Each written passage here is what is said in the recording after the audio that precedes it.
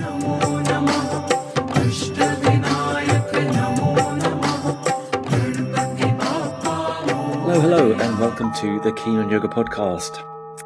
You've got the format these days. It's a solo episode from me this week, and we're back with another guest next week. So, for good or for bad, stay tuned or don't. Today's episode will be on how are we meant to feel the stretch in the body? Are we meant to feel it? What's the right sensation to feel? Should we be feeling sensation?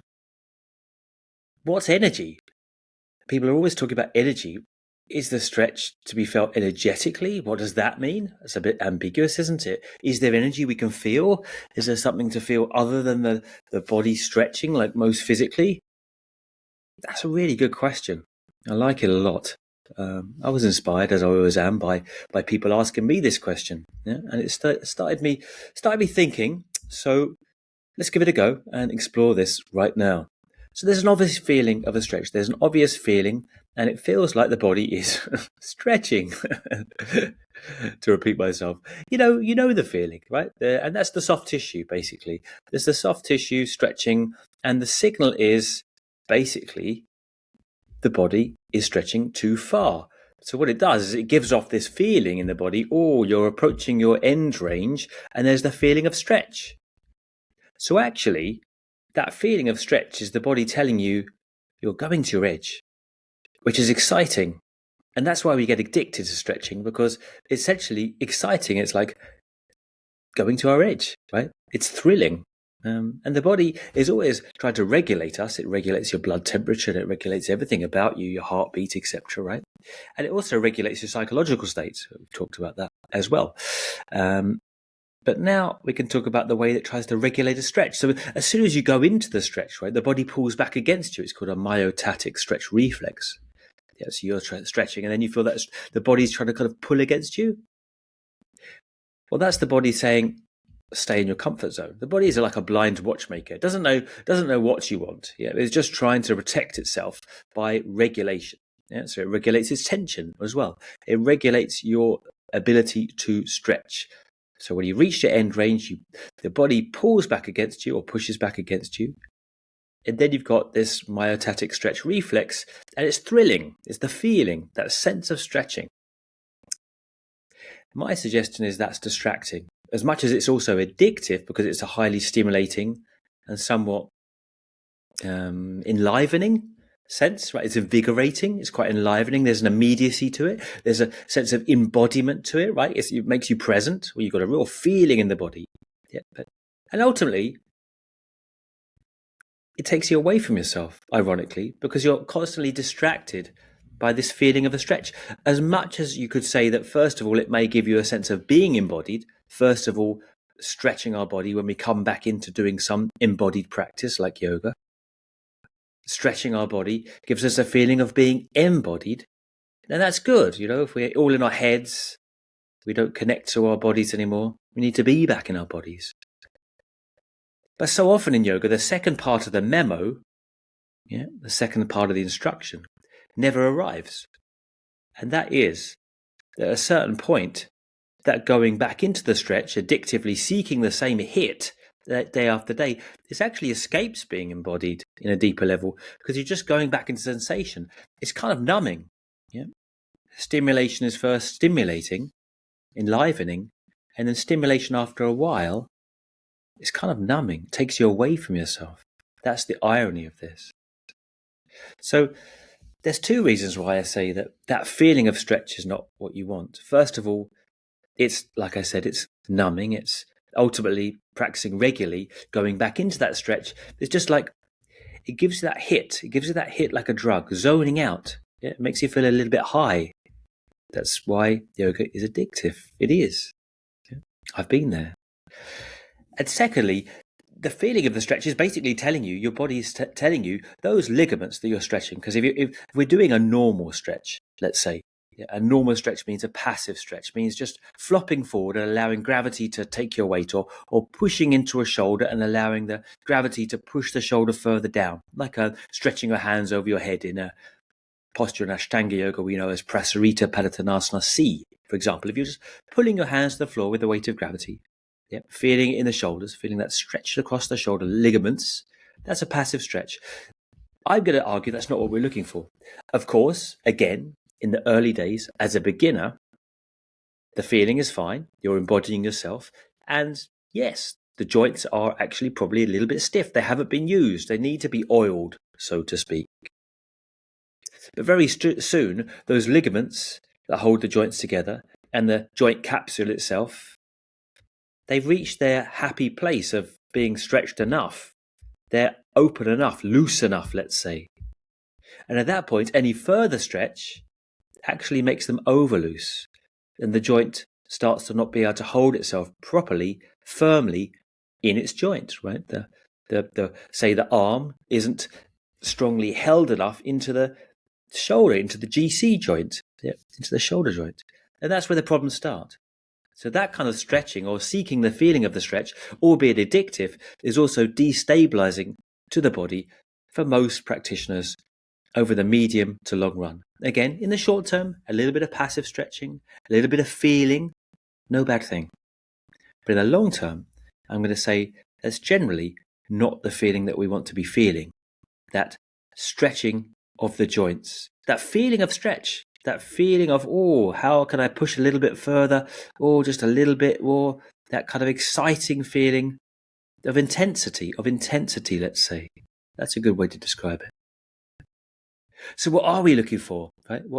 That is the question that someone asked me. What is the feeling then? If we're not meant to be stretching ourselves in the most obvious way, like we know before or after warming up as a warm up for exercise or as a warm down, the way that we stretched in the West before yoga came, and we get swinging on our heels, trying to bob up and down and touch our toes before a run, that kind of thing, right? It's confusing because we then take what we know, that kind of stretching, and apply it to yoga. But yoga isn't that kind of stretching. Yoga is a method based in the asana method, at least, not yoga altogether, sorry.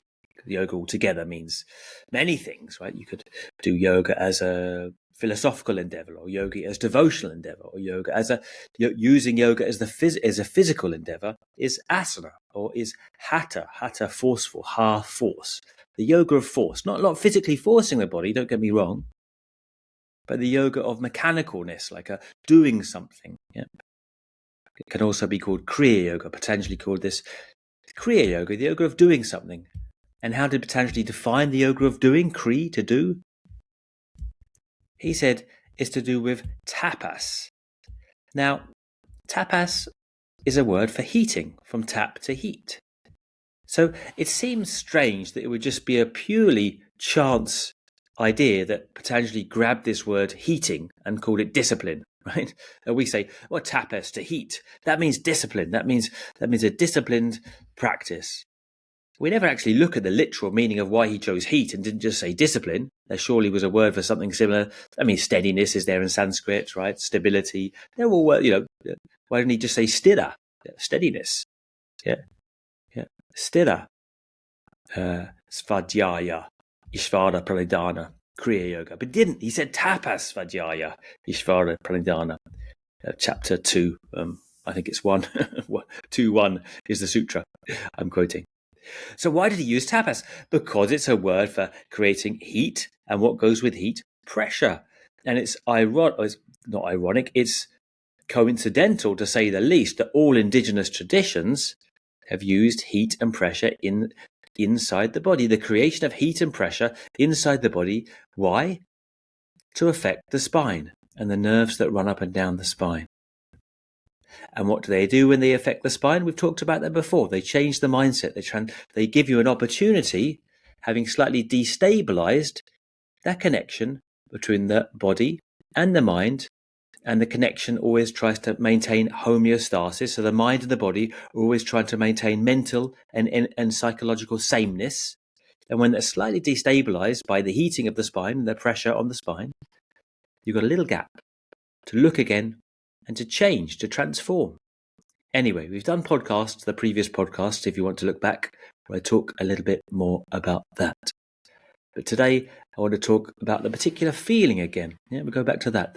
How is it meant to feel? I said, well, first of all, pressure, like a right pressure inside the body. So the stretch is coming towards the body rather than stretching out of the body. I often refer to this as a right tension, creating a right tension, or anchoring the stretch through the spine.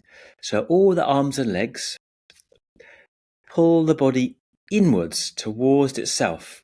So instead of supporting, say in a yoga posture, let's think of an example. A standing posture, most standing postures, say the long side stretch, Pajvakonasana. Instead of supporting yourself from the lunging leg, or Virabhadrasana would be a similar occasion. Instead of just supporting yourself down into the joint, so the joint is taking the weight, you take the energy of the floor, the hardness of the floor, and you push back against it. So the leg, in the end, is anchored back up towards the spine, or the leg conducts the energy of the floor back up towards the spine and lights up the spine, so to speak. So the spine is kind of charged by taking the energy of the gravity and pulling that energy back through the body.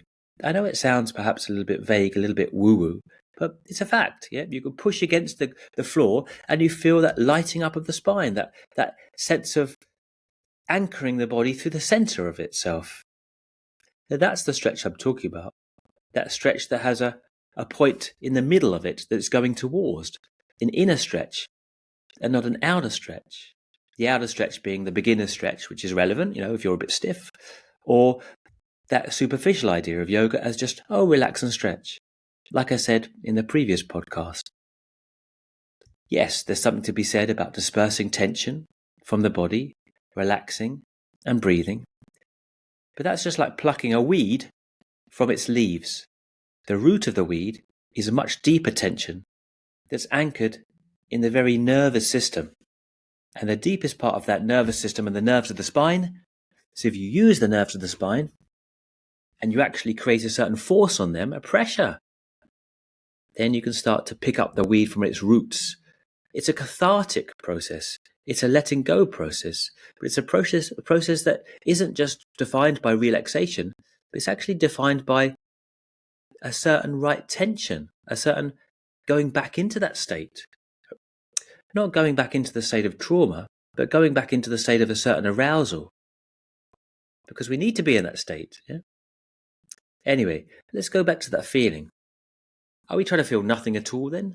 Am I describing a stretch which is balanced? Is that a stretch where you feel nothing? Not exactly. But what I am talking about is an isotonic stretch, which is a stretch where imagine you're holding two ropes in your hands and you're pulling the ropes together, so you feel that there's an equal pressure between opposing forces. Yeah, where there's a push, there's a pull, and that's an isotonic stretch. An isometric stretch would be a bicep curl, just as taking something in your hand like a dumbbell and raising it. That's a contraction of the muscle rather than a stretch where you're holding 2 points of tension structured into the middle is an isotonic stretch and not an isometric stretch. So we're kind of trying to engage isotonic stretches here. So we pressurize the middle of the body in a right way, in an effective way, to do with heat, tapas, and pressure. But we're not trying to feel nothing exactly, because there is a charge, there is a kind of energy through the spine. How to describe that? We know there's an energy in a body, but we can't really measure it, so we can't quite quantify it or put words to it. But we know it's there, and we know it's there when we feel it, and we know it's there when we don't feel it. So why do we actually need to measure it and use objective language to try and prove it? We know it's there. So why can't you feel it? You can. But you have to take away the more obvious stretch of just pushing into the muscles and the joints, pushing against tension. Because that battle of yoga that many of us, including me over the years, have set up, where you're just stretching, trying to feel more sensation because you feel that more is better, and we're told that. And so we feel more sensation in yoga is better yoga because it feels more and it's more stretching. So we're doing the work. We're doing hard work and we feel pleased with our efforts. No. Actually, that's a false idea because it just clouds over any subtler sensation in the body. Imagine there's music outside your house. There's a heavy metal concert outside your window. You've probably all been in these cases where I remember one time I was in Crete, in the Greece, an island off Greece, and At 11 o'clock at night, I'd taken this Airbnb. No, it wasn't an Airbnb at that time. It was way before then. I'd taken this, what do you call it? Like a room, right? Yeah, before Airbnb. And I didn't realize that there's a club happened to be next door. I didn't even know that. But of course, at 11 or 12 at night, it suddenly opens its doors and it was chaos outside. So noisy. I'd be insane. And that's just one example. I'm sure we've all had a number of examples. And of course, you can't hear anything in the room if you were to try and focus on anything, reading or anything subtler inside your room. You wouldn't be able to hear it. Same. The energy of the body in pushing outwards blocks any subtler sensation on the inside. So as long as there's a big noise on the outside, stretching and feeling and pushing, you'll never allow anything else to come through. So that's the point, being confident enough to be able to leave that obvious stretching, to let the deeper energy work come through, because the feelings are there. They're always there. It's just that you're masking them over in a sense by in a sense, trying too much. I think we all do try too much in yoga because, of course, these days we take yoga as a workout. Yeah. I think Simon Borg-Olivier said, no, yoga is a work in. I agree. But we still need a workout. That he doesn't always touch upon. So I suggest you do this.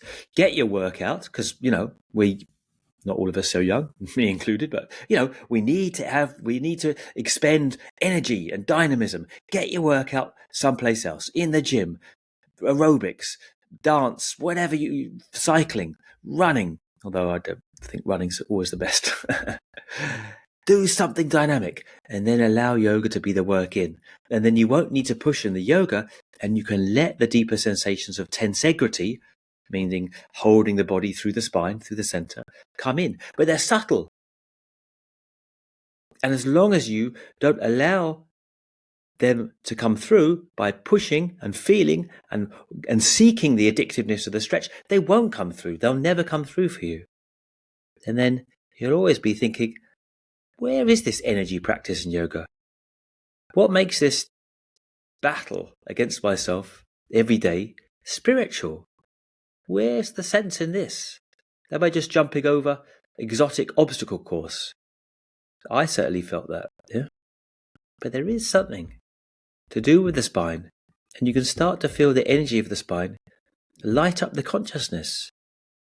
And although polarities are always generalizations, and they are, on the other hand, they're there for a reason, because they do have a lot of sense to them as well. But there's a way that we can understand our minds often through this or that. And similarly, the consciousness can be aware, it can be lit up, it can be brightened by the spine feeling invigorated, or the energy of the body is sluggish, it's dull, it's opaque, it's dark, and the mind goes to a similarly dark place.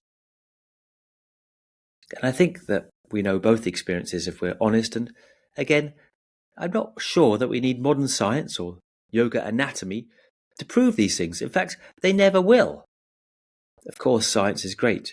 Yoga anatomy has its benefits, but they shouldn't rule our whole experience of yoga. It's a personal experience, and it always promised kaivalya, freedom, or self-sovereignty, or self-confidence in a more pragmatic sense, self-trust, courage, energy. So, going back to our question, how should this feel in the body then? How should all these feelings, how should we feel if we're doing yoga right? If it's not about the obvious feeling of stretching the ligaments and the joints too far, as I suggest anyway. Is it a flow state, perhaps? People suggest getting into a flow, getting more into the body. Yes, at the start. Again, I say yes. Yes, getting into the body when you haven't been in the body, that's a really good thing. And sometimes getting into the body when you need a break from the mind is also a good thing, and still is for me sometimes. But there's also a point where getting into the body covers over things that need to come up. You just go into the body and you can let go, and that's good sometimes. But if you do it every time like that, then you're always just going into the body to forget, not become more aware. So, firstly, yes, the flow state may be good, but ultimately, I think that we're starting to try and get some more objectivity, not exactly distance. Distance isn't quite the right word, but some sense of perspective on our own body, on our own embodied experience. Otherwise, we're more identified with the sensations. Yeah? But what we want is to have some objectivity on our sensations that the body conveys to us, so we can choose which ones to take and which ones to leave. If we're just more and more identified with the physical sensations through our practice, more embodied, in a certain point, and I think it does happen in the yoga community, we become more reactive, more desirous, more full of emotion, because we're more embodied in that obvious sense in a way. So this has to be balanced, I think, this sense of getting into the body with a certain objectivity, subtilization of the senses,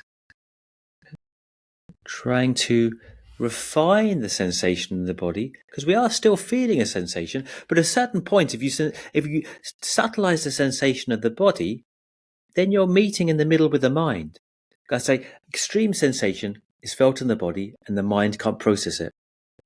Extreme idealism, like conceptualization, thinking about the yoga, how you're meant to be doing it, is felt purely in the mind, and then you're lost the body. And maybe there's a meeting place where we can constantly pull back together. As you subtilize the sensation, you're involving the mind, which comes to meet the body in the middle.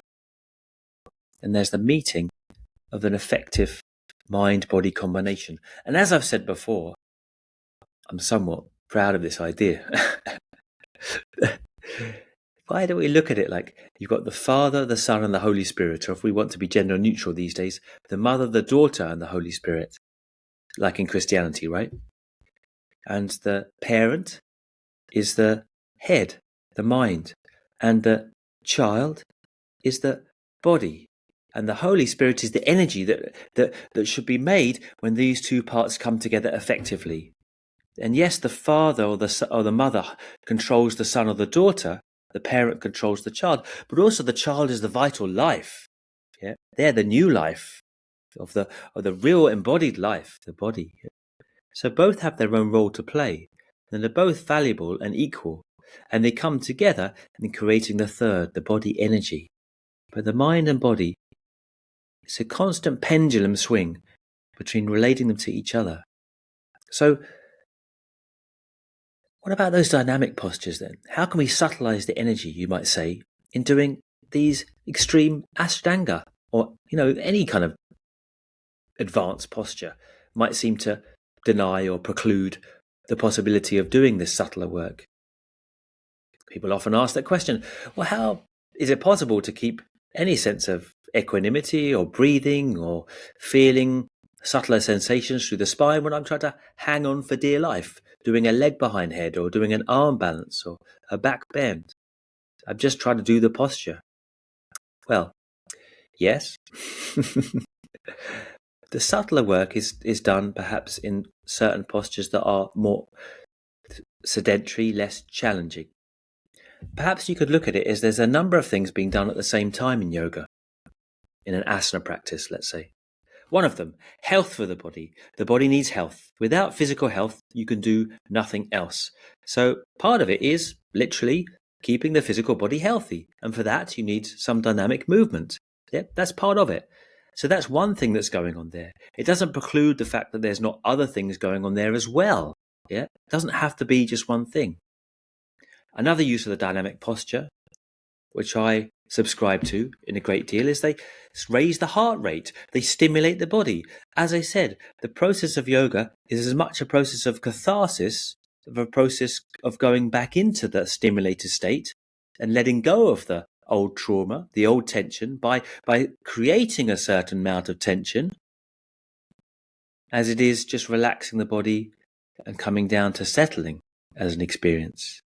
So the dynamic postures raise the heart rate. They keep a certain rhythm, a certain caliber or resonance of our frequency whilst doing the practice, so we don't just become too relaxed. That's not the point. We're meant to be stimulated. We're meant to raise our heart rate. We're meant to be at that level of emotionality, let's say, where we can deal with those things that are deeply seated, that perhaps are no longer relevant anymore. that need to be let go of. Yeah. This is not just about denuding the body or stripping the body of its weapons. Yeah. The body has made certain reactions for a reason. Sometimes we have to somewhat go back into a heightened state to understand it and what it's trying to do, not just put the lid on it all the time. So, perhaps to finish this discussion, and I'm not sure whether I have finished it very adequately because I haven't exactly given you the feeling of sensation in the body that you're looking for, but I've suggested different ideas, and I've suggested that ultimately you're trying to get rid of the bigger sensation to let the other sensation come through. But I have to conclude now, probably. But I'll leave you with this idea before I wrap up. Perhaps the feeling that you're looking for in the end is a sense of stability, ease, and space. Space, I love, is undefinable, but that's all we're looking for in life. Yeah, the sense of space, freedom. Yeah, and when we feel bad, when we feel challenged, when we feel depressed, everything's closed in, everything's very tight. Yeah. So the feeling of the stretch, ironically, paradoxically, in the end is a feeling of space, perhaps. But also you're going to have to find your own words to describe this experience in the body. And there is an experience in the body which is subtler. That's all I want to say. It's subtler than the average feeling of stretch. And if you just want to feel that feeling of stretch and the feeling of burn, the feeling of, oh, I'm embodied and I'm getting into the flow, there's better places to do it than yoga. It's short-changing ourselves in a little bit to use the yoga practice as just dynamic activity or dynamic embodiment. It's deeper than that. It's about catharsis. It's about energy work through the spine to precipitate that letting go. Tension, a right tension. Anyway, I've spoken enough on that, so I'll just conclude with the common question of when is too much? What feeling is too much? Because it's slightly a segue into another subject, but it comes up very often, so I thought I'd address it here briefly. When is pain pain and should be assigned to back off? And when is it okay? When is it good pain? When is it an opening, to use Ashtanga words? Well, I don't subscribe to the idea of opening, ever really, in the way that it's used in normal Ashtanga. You push the body further, it'll somehow open up. No, the body's got a tension for a reason. It's holding its tension very deeply. You can't just push the body out of tension because it's not just in the limbs, it's very deeply in the nervous system. It's to underestimate the body as a mind-body experience, that tension is just somehow in a limb and you can open the body and then open the mind in that superficial, literal manner. You can't. It's deeper than that. The tension has to be let go of on a deeper level to manifest, perhaps in some form of letting go on a physical level, albeit only so far, because ultimately the genetics, our muscles and joints dictate how far our body will go, not just the tension in it. Yeah, it's not just like stiff body, stiff mind idea. Nope, it's genetic. Anyway, pain. And when is pain a signal to back off? And when is it somehow a good pain of going through something? Well, I would suggest two things.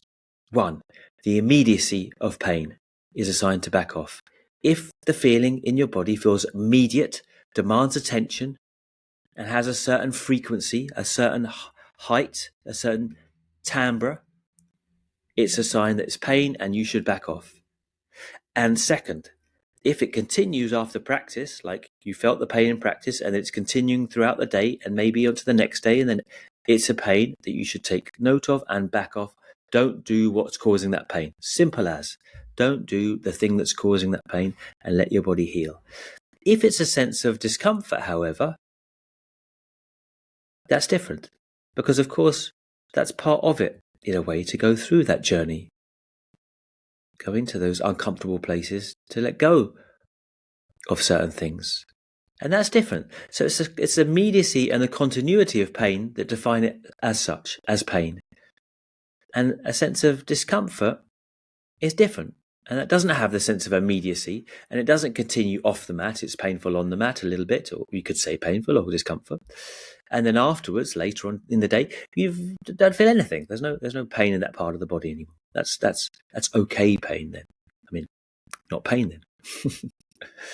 Anyway, I just thought I'd add that on the end because there is that common thing that comes up. How do I know if I'm causing myself an injury? Is it bad pain, or is it just an opening to say it again in that way that I don't really like? I'm obviously getting tired. So that's it for today, folks. I hope you've enjoyed some of it. If you haven't, then I'm sorry. I'm sure that I've said some things that perhaps resonate and some things that maybe don't. And that's the way that things go, I guess. I hope to see you somewhere or sometime in person. If I haven't caught you yet, look at the website if you get a chance, keenonyoga.com. Come to a workshop, come to a retreat, show your face. I'd love to meet you. Otherwise, just hit subscribe on the podcast and like it and do whatever on the podcast, because that really helps the podcast. As everyone always says, I suppose I should say that. I think it helps the podcast. And if you've been touched by it at all, and if you think it's worth sharing, then share it. And that really helps me to grow the podcast, and it helps me, to be honest, to get good guests on it, obviously, because if they feel that they're speaking to a good audience, then we're all benefiting, because we're going to get the really all the top quality guests that we want to hear from. Anyway, that's me for today. I hope you have a great week, and I'll be back with another guest interview next week. Cheers. Bye for now.